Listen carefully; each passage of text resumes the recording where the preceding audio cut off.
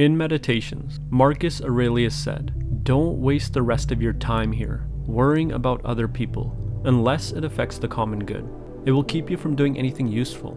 You'll be too preoccupied with what so-and-so is doing, and why, and what they're saying, and what they're thinking, and what they're up to, and all the other things that throw you off, and keep you from focusing on your own mind."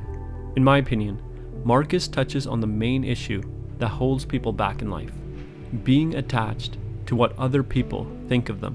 So I'm going to explore this idea through a dialogue. In Shinjuku, when the clock strikes midnight, a small bar opens up for a few hours. Few people visit it, but the ones who go know what they're looking for. Tonight, Hamari takes a seat alone, and after a few drinks, she has the following conversation with the bartender. Bartender: if you're attached to what people think of you, you'll never do anything truly useful. Himari: what do you mean? If you're attached to what other people think of you, you'll never be yourself. And if life has taught me anything, it's that being yourself is the only truly useful thing someone can do. I don't get it. How is being myself useful? True usefulness comes from being what you are. Think about a tree. Its fruits and oxygen are a byproduct of it being itself. The same holds true for us. We do useful things by being ourselves. But aren't I always myself? No, you're getting stuck in the language. Let's look at the tree again. Several things can stop the tree from being itself, such as a lack of sunlight, a lack of water, and lots of competition in the environment. There are obstacles stopping the tree from being, so being yourself is the same as overcoming your own obstacles.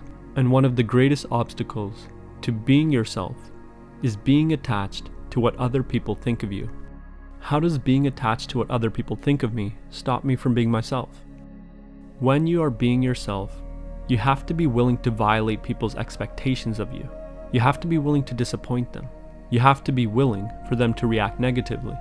But someone who's attached to what other people think of them is not willing to take that risk. So they end up being who others want them to be rather than being themselves. I guess you're right, but what can I do?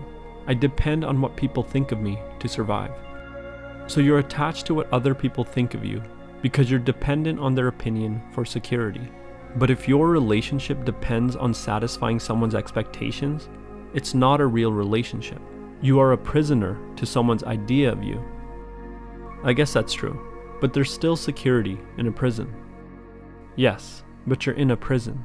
You've traded the whole of your life for security. What is there left to secure? I guess that's true. I never thought about it.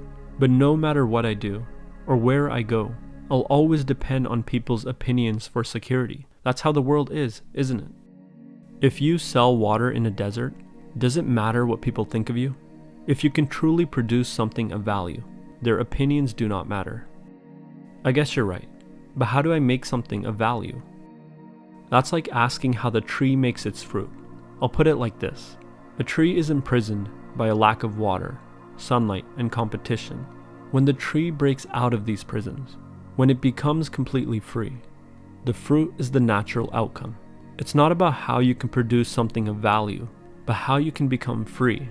When you break free of all your prisons, your fruit comes of its own accord.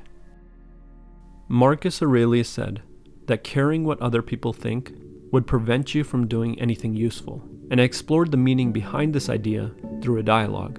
The most useful thing someone can do is be themselves, and what we truly are can never be put into words. Whether we think we are good, bad, an artist, or a lawyer, what we are can never be boiled down to a single word.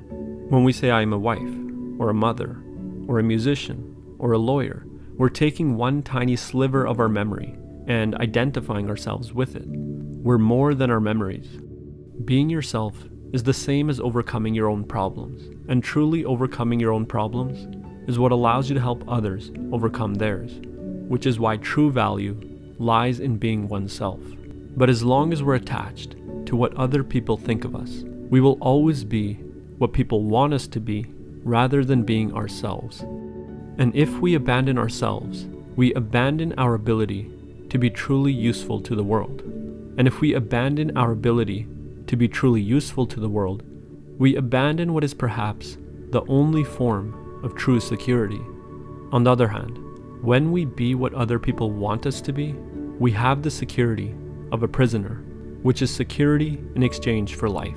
And that's really not any security at all. But at the end of the day, this is just my opinion and understanding of Marcus's words, not advice. Feel free to use this information however you like. And if you have a different take on Marcus's words, I'd love to hear your perspective in the comments.